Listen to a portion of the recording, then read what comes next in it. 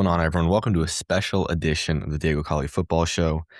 We'll call it episode 32. It's going to be a short one today. I was going to talk about the college football games, but there's only one thing on my mind. It's the Seahawks game. I'll talk about the college games on Monday's episode, Monday or Tuesday's episode. But I wanted to get on here and just give a 30-minute preview on this game that we have coming up tonight. I'm dropping this Saturday morning. If you want to listen, if you're able to, awesome. Love that you're here listening to the show. But I just had to talk about it. There's a lot of factors going in this game. This game is being massively hyped up for the 1 seed. This game arguably determines, not arguably, I mean, it definitely determines the fate of kind of both these teams in the playoffs. If the Seahawks lose, they're probably in the better position because they are locked into the 5 seed if they lose. So, I mean, if they lose this game, they will be going on the road to either Tampa Bay for revenge there or Carolina, who they just went on the road and beat. If San Francisco loses, they're in a bit of a worse spot because they would go down to the 6 seed. The Rams would take the 5, and they'd be going to Philadelphia, I believe, is what it's set as right now. So the implication for these teams, I mean, if San Francisco wins, they're looking at not having to leave home for the entire playoffs. They'll get a week off, home game in the divisional championship, home game in the conference championship, and then home for the Super Bowl because the Super Bowl is in Levi's. If the Seahawks win, NFC West goes to Seattle. You get a week to rest guys like Charles Cross, Kobe Bryant gets back healthy. And yeah, I mean, people have to come into Lumen Field, one of the hardest places to play in the entire NFL. So it's a massive, massive game. It has massive implications. And another thing I think that is such a interesting factor about this game is, yes, it's a divisional rivalry, but these teams have these two versions of these teams have not played each other this year. The first time these teams played was week 1. That feels like it was a lifetime ago. Just looking back, we'll go back to that game right now and revisit that. That was a game the Niners won 17-13. A game where I believe Brock Purdy threw 2 interceptions. I know he threw one to Kobe Bryant, and then I know he had another one in that game. I'm not sure who caught it. Let me pull it up. He threw 2 interceptions, 2 touchdowns, 277 yards passing, 26 of 35, and was sacked 1 time. QBR of 84.4. McCaffrey ran 22 times for 69 yards. Ricky Pearsall was their leading receiver, 4 receptions, 108 yards. Christian McCaffrey was 9 for 73. Just all entire. And this was a game where Sam Darnold was 16 for 23, 150 yards, averaged 6.5 yards to attempt, 0 touchdowns, 0 interceptions, but he had the crucial game-losing fumble. JSN also had a fumble this game. So the turnovers came in different ways, but the turnover margin ended up being dead even in that game. In that game, the Seahawks offense, when you think of the Seahawks offense, you think of early season, the explosives, all these explosive plays. This was not that. This was the game before kind of all this kicked in. Clint Kubiak's first game. The first game for a coordinator in the NFL, a whole team of new, taking in a new system, a quarterback's first game starting for a brand new team. It was a fresh start for the Seahawks team that people had high expectations for, but no one thought that, besides some people in Seattle, that this was going to be a 13-win football team. And this was a Niners team that was fully healthy. Fred Warner, Nick Bosa, 2 guys that won't be on the field this weekend. This was a Seahawks defense with Nicky Minwari, who was starting the game, played 5 snaps, got hurt for the rest of the game. That led to guys like Jake Ton just killing us, George Kittle killing us until he went out injured. So just this game was the makeup of these two teams was completely different because now this 49ers team, which won that game to start off 1-0, and then battled the injury bug. They had Purdy went down with the turf toe right after that game, and Mac Jones came in and gave them some good games in relief, to be honest. And then Bosa goes out for the year, Warner goes out for the year. All these injuries stacking up. The Ayuk saga in week 1, we thought he's going to come back some point midseason, be a contributor. He's not going to play in this game. He's not going to play probably a snap for the 49ers ever again. So just thinking about that, this is going to be a completely different looking game. And one of the things I'm looking at is the Seahawks offense. The weird thing about the Seahawks offense is in this game, they ran play action passes 2 times, I believe. And it was rare. They were rarely under center. They were staying in the shotgun, and people speculated, was it because they're using the Shanahan scheme, so Saleh knows what to expect. People think that Kubiak kind of tried to outthink himself and kind of got in over his head because you saw on that last drive of the game when the Seahawks were driving out with a chance to win the game, they started going quick. They started actually pushing the ball down the field, something that they weren't doing a majority of this game. And that's kind of a theme with what I've seen from the Seahawks recently. They have been running the play action. The play actions have been there. The bootlegs have been there. The dump offs and the flats have been there. but the shots downfield have not been there in literal weeks. I believe I've said it every episode, like dating at least back to maybe after the first Rams game. They have refused to take deep shots, and that was the one thing that was making this offense stick out so much was their ability to push the ball down the field, and they just have not done that at all. And I don't know if it's hesitant on the offensive line. It just seems that ever since that first Rams game when Darnold threw this 4 interceptions, he hasn't really taken those risks. Even the 2 interceptions in this last Rams game, it wasn't because he was trying to push the ball into a tight window down the field. It was he was going underneath and his slant route got jumped, or he's dropping onto his foot. It's a rhythm throw. He knows where he's going, and the defender drops back and he doesn't even see him. And it gets picked off. I would much rather him take a shot down the field and it be intercepted than him be programmed to know where he's going on every play. And he's going to throw this 1-step slant. He's going to take 1 step and throw a dig on the inside, or everyone's going to run a hitch and he's going to hit him with the sticks. And they know that's going to happen. And an interception comes there because that's the most frustrating type of interception. Push the ball down the field, please. This is a massive, massive game to have Rashid Shaheed back. He went out with concussion in the last game. And not having him as a factor was going to be a kind of an ugly, I don't know about an ugly truth or an ugly reality to say, but the Niners are the worst team in the entire NFL at guarding wide receiver twos. We have been waiting for Rashid Shaheed to have this day where he breaks out and has this massive game. And it felt like it was kind of building up going into that Rams game, because obviously, I mean, when you come over for a new team, you have to learn the chemistry of the quarterback, you have to learn the playbook, whatever it is. But they just have refused the way that they're playing offense. They're not using his strengths like his strengths, which is weird because Clint Kubiak played with this guy last year. It's not like there's like a meshing period between the offensive coordinator and the receiver. It's just the refusal to call the plays that he is a specialist at. That jet sweep at the Rams game was a perfect example. That was a great play call. Why they constantly run receiver screens to Charbonnet is appalling to me. They put him outside a receiver, they motion him in and throw him the ball. There's guys blocking ahead of him. That's exactly what you brought Rashid Shaheed in to do. Going back to his game log with the Seahawks, his first game, he had 1 catch for 3 yards. His second game against the Rams, 2 catches, 5 targets, 27 yards. That was a game when they tried to push the ball in the field to him. Forbes made a great play in the end zone. It was broken up. Tennessee game, 0 catches, 2 targets. Minnesota game, 1 catch, 3 targets, 7 yards. Atlanta game, 4 for 5, 67 yards. And he had that, the kick return. And then the Colts game was when I really thought that this was going to be the start of this trajectory of what you can expect from each week. 5 catches for 7 on 7 targets, 74 yards. Still doesn't have a receiving touchdown yet.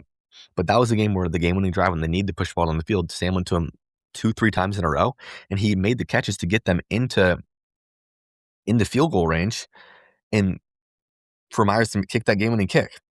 So this needs to be a massive spot for him. The Niners are a team that play a lot of zone coverage, more than I believe like 2/3 of the entire NFL. They're not going to man you up, but when they do, you need to take advantage of it. Lenore is saying he wants to man up JSN. He's not going to follow JSN. That's not how they play their scheme. And these other corners around them, if Chase Lucas plays, if Upton Stout plays, these are opportunities for Rashid Shaheed to take the top off. Robert Saleh is not going to let JSN beat them over the top however they scheme anything up. If it's man-to-man, he's going to make sure there's a guy over JSN, and like the corner is going to be taken away some part of the field, whether it's inside or outside, and the safety is going to be there. This needs to be an opportunity for Rashid Shaheed to go over the top and catch a touchdown. I want to see Sam take a shot. If we go into the playoffs with Sam Darnold and having this hesitancy that he seemed to have, and him not wanting to unload the clip and push the ball down the field, that's a recipe for this team to lose. If you're going to throw interceptions, do it being aggressive. It's frustrating because at the Rams game, that last drive, he was being aggressive. I mean, just thinking about that game-winning drive, the corner throw to Cooper Kupp down the sideline. He fits that in between the corner down below, the safety that's over the top, and the cover 2, perfectly thrown on the sideline. That's a ball that Cooper Kupp's going to catch or no one's going to catch. Was he necessarily open off the throw? No, but he trusts himself. He was feeling it, and he let it fly. I need to see more of that. This is a game where this 49ers offense is as hot as any offense in the entire NFL. They lit up the Bears last week.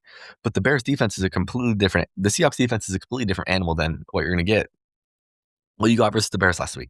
Bears didn't generate any pass rush. Brock Purdy could do what he want. Let me pull up how many pressures the Bears had last week because I don't think it was very many. Brock Purdy was scrambling around. He felt comfortable doing that. Like it's not like he was super flustered, but even when they did get guys back there, they failed to sack him.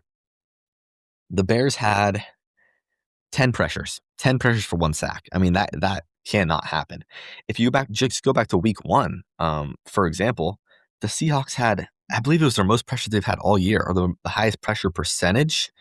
Oh no, I'm wrong about that. But they had 21%, 21 pressures, only 1 sack. They failed to get home. This was a game when Purdy was running around a lot. Like he was constantly moving around. That's when their biggest plays happened. I mean, that game winner in the corner to Jake Tonjes, where Reek Willen kind of just whiffs on it and was waiting for the ball in the back of the end zone.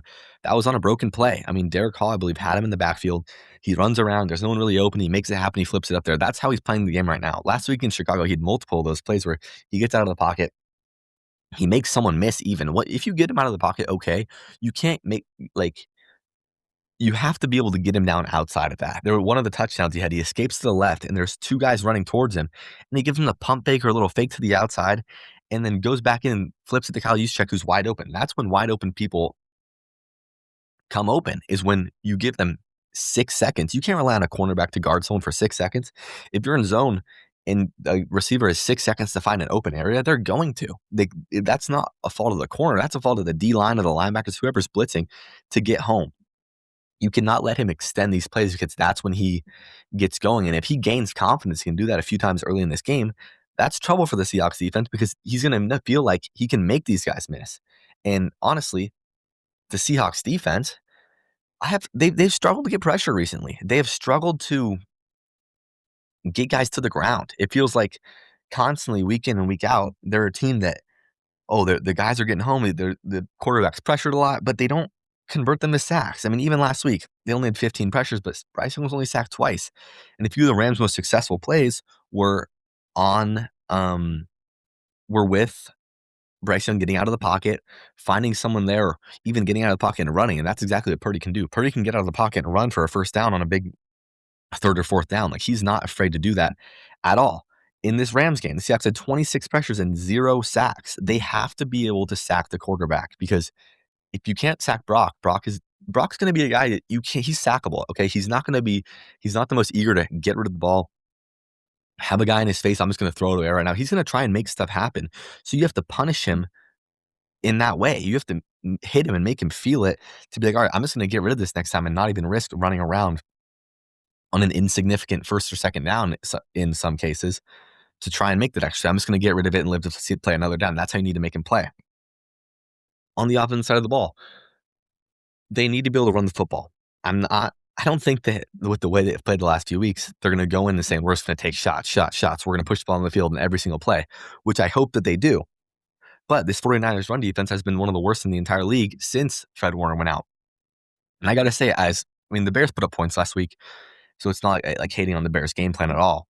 But that was a powerful run game that was really just in its stride. And they were running the ball over any team that they went up against. They ran the ball over the Eagles. They ran the ball over the Packers.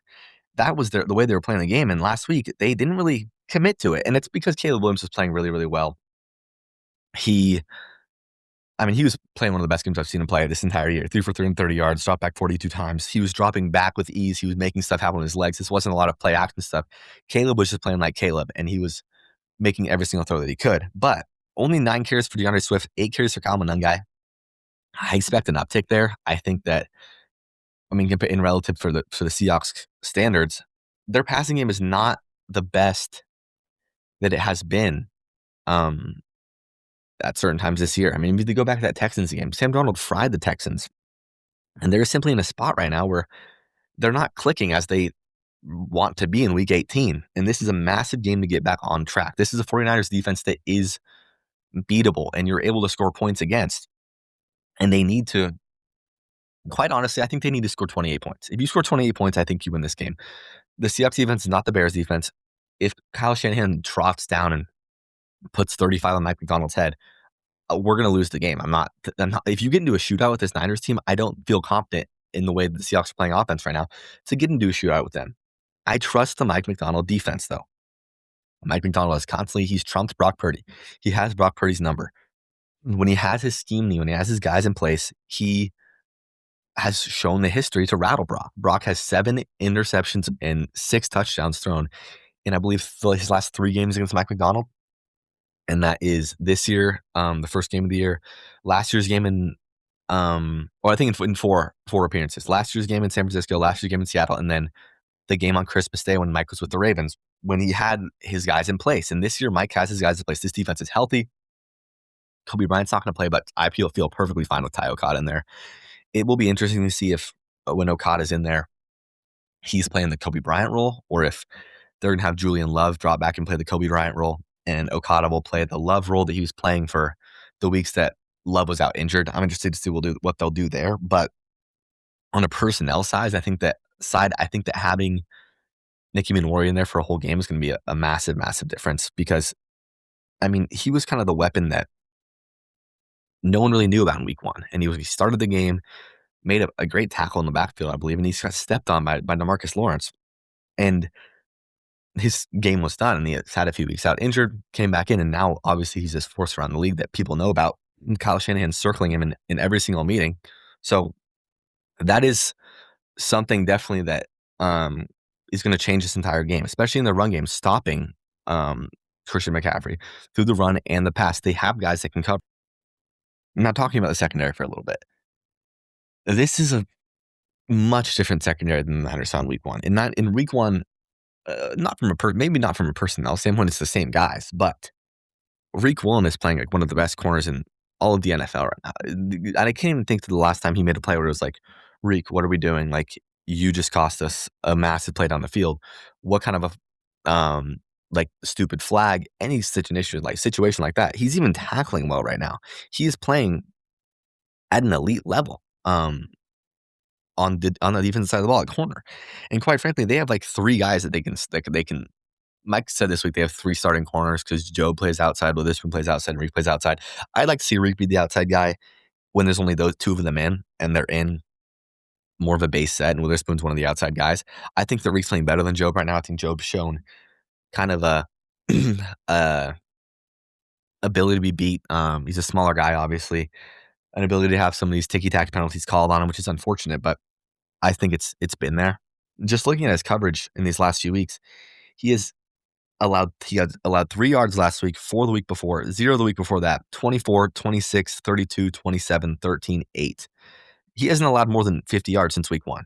There was a few weeks in there where it's like 35, but he has not allowed any big plays. And just looking at touchdowns, he's allowed 3 touchdowns all year. He is playing at he's playing at it's hard to say all pro, but he's playing at a Pro Bowl level at cornerback right now. He was literally the sole reason that you lost the game week 1. He gives up the deep ball to Pearsall that was looking like it should have been intercepted off Purdy's hands, and he slows down for some reason, and he gives up the game winner to Tonjes on 3rd and goal on a broken play. Like, what he is doing right now is not the Reek that you saw in week 1. I quite honestly, I think that the Seahawks are going to win this football game. I don't see Kyle Shanahan and Brock Purdy being able to drive down the field on a consistent basis and score touchdowns. And that's what they're going to have to do. They're not going to win this game 17-12 like they did in week 1 if Darnold doesn't turn the ball over. This Niners team does not turn the ball over. They don't force turnovers, which I think is exactly what Sam needs to play right now. He needs to play a team where he can feel confident pushing the ball. This is not the Rams defense. This is a completely different and such a different level of defense that you're facing this week than you've faced in other big games like that Rams game. In that game, you went into it like they have your number. These Niners team does not have your number. He played fine in week 1. Kubiak didn't ask you to do anything. And when you needed to, you pushed the ball on the field, get him in position, and Lucas got pushed back into you and you fell one with the game on the line. Okay, yes, that happened. But that's Nick Bosa. Nick Bosa's not playing in this game. I'm just looking at the Niners pressure numbers the last few weeks. They had 11 in week 15 with 0 sacks. Week 14, they had, let me see. Week 16, they had 14 and 2 sacks. They just don't really get to the quarterback. And whether it's Josh, we have to talk about the Josh Jones situation. I gotta hope it's Josh Jones. Charles Cross is not going to play.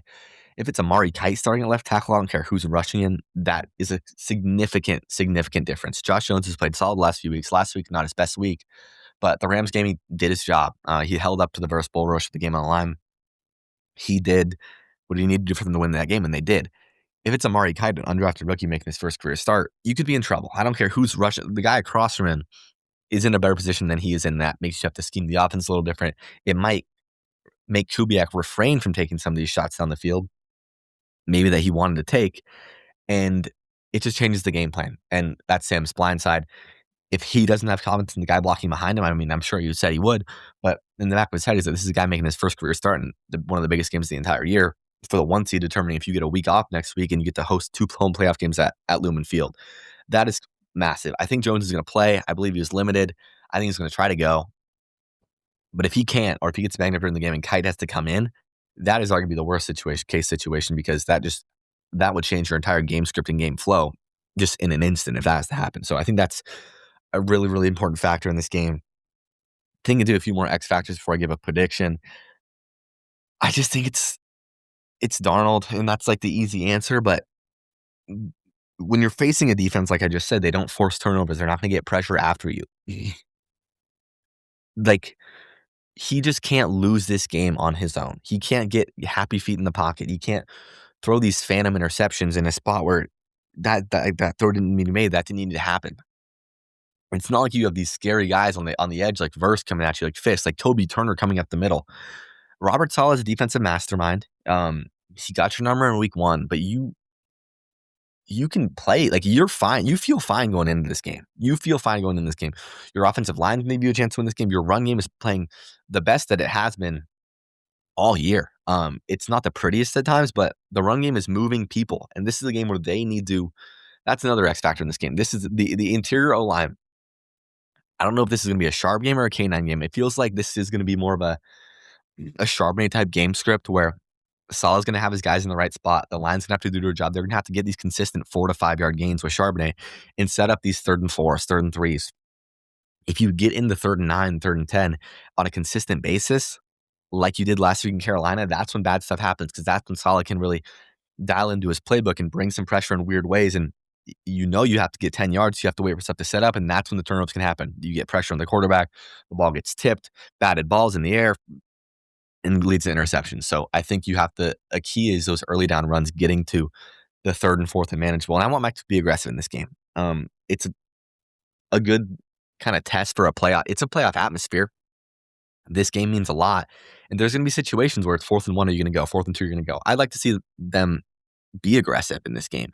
And whether even that's running the ball down right up the gut and not doing this weird gimmick stuff that they seem to do sometimes, that Kubiak seems to call in a weird 3rd and 1, a fake tush push, or just trying to get too gadgety when you don't need to get gadgety.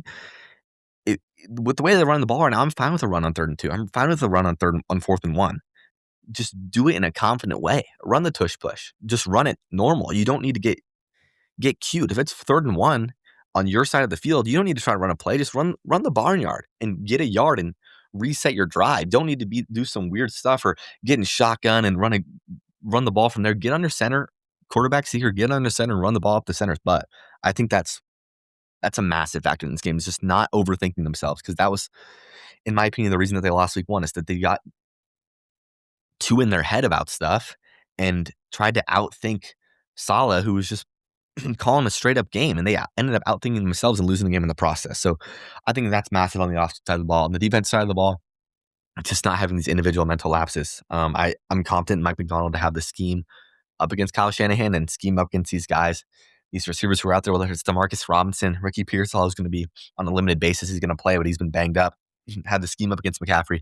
If Kittle goes, scheme up against Kittle, especially with Eamon Warrior out there. I'm confident in the way he's going to call this game. And it's just going to be up to the players to not have these fluke little penalties, a bad pass interference on 3rd and long, but we don't need to do a bad hands to the face, a bad grab in the face mask like you saw in Carolina last week, how important that one play was. They could have an opportunity to switch momentum, and J.C. Horn grabs the face mask to just give the Seahawks a new life, and that practically ended the game. So I think they win this game. I think the offense kind of bounces back, and I think we do see a few deep shots, whether it is to Shaheed. I'm saying it's to Shaheed again. I think this is a big game for Shaheed. I think he goes for 50-plus yards. But Yeah, I like their chances in this game. I don't think the defense allows more than 2 touchdowns. Even if they get I do think they'll have the ability to move the ball on the field. They're not gonna completely shut them down, but when they get in the red zone, or the ability to just bend but not break and just holding the field goals in those spots has been really, really good this year, so I expect that to continue. Score prediction, I think it's gonna be 31-20, 31-20, 31-24. I hope it's not one of these ones that comes back down to the last drive where we need to score, you need to stop. Those games make me sick. I feel confident in the defense. I think that they rely on that, and if Sam doesn't turn the ball over against his team, which has had to struggled to force turnovers this entire year, then I feel really good about our chances. So I think the Hawks win. Just want to get this episode out in the morning so you can listen to it before the game. I'm psyched out about this game. It's all I've been able to think about all week. Have a new episode out Monday or Tuesday. Thank you guys for listening, and go Hawks.